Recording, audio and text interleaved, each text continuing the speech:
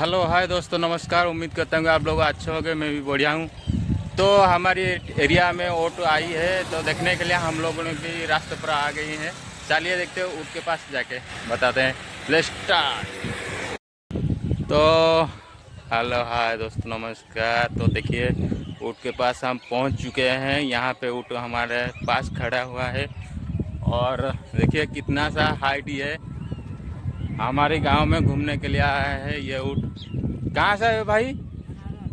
हैं? कानाड़ से आए हैं भाई लोग, कानाड़ से आए, उत्तर प्रदेश में आए हैं।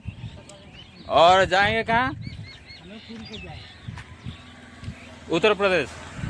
अच्छा, कितना दिन हो गया यहाँ? क्या कहाँ गए थे उधर?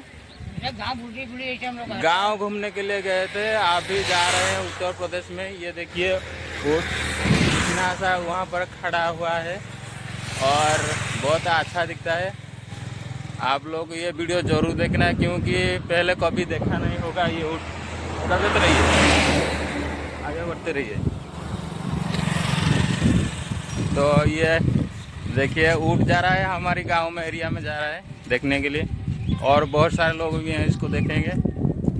देखिए कितना बड़ा सा ऊँट है, पहली बार हम देख रहे हैं यहाँ पे। तो चलिए दूसरी वीडियो में मिलते हैं, तब तक के लिए बाय बाय, टाटा।